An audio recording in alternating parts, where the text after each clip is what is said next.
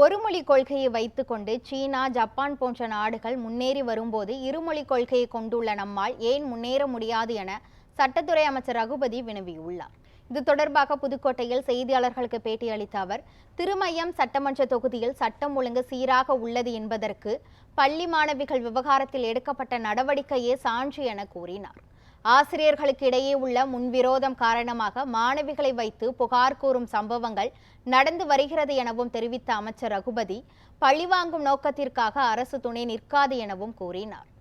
பாஜக தரப்புல இந்திய நாங்கள் கட்டாயமாக்கலன்னு சொல்றாங்களே தவிர, இன்றைக்கு இந்தியை மறைமுகமாக திணித்துக் கொண்டிருக்கின்ற அரசு தான் பாஜக அரசு. நீ எதுலையும் பாருங்க, இப்ப இன்னைக்கு எல்லா ஃபார்ம்லையும் பாத்தீங்கன்னா இந்தியிலே வந்துருச்சு. ஒரு காலத்துல எது எல்லாம் இங்கிலீஷ்ல தான் இருக்கும். ஒண்ணு வேண்டாம், இன்னைக்கு சைனாவை எடுத்துக்கங்க, ஜப்பான் எடுத்துக்கங்க, ஒரே மொழி தான், ஜப்பானிய மொழி, சைன மொழி தான். ஒரு மொழி படித்து அவர்கள் இன்னைக்கு உலகத்திலேயே பல பொருட்களை கண்டுபிடித்து முன்னணி நாடாக வருகிற பொழுது இருமொழி கொள்கையை வைத்துக் கொண்டு ஏன் நம்மால் முன்னேற முடியாது? ஒரே மொழி தான் அவங்க படிக்கிறாங்க. அங்க போய் நீங்க இங்கிலீஷ் பேசினா கூட யார் டிரான்ஸ்லேட்டர் வச்சுட்டு தான் பேசணும். ஜப்பானுக்கு போனாலும் சரி, சைனாவுக்கு போனாலும் சரி, பல நாடுகள் அப்படி ஒரு மொழி கொள்கையோடு இருக்கிற பொழுது நாங்கள் 2 மொழி கொள்கையை தானே சொல்லுகிறோம்.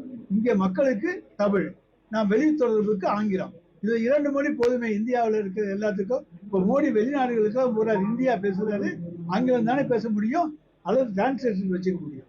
அதனால இருமொழி கொள்கை போதுமானது என்பதுதான் திராவிட முன்னேற்ற கழகத்தின் கருத்து.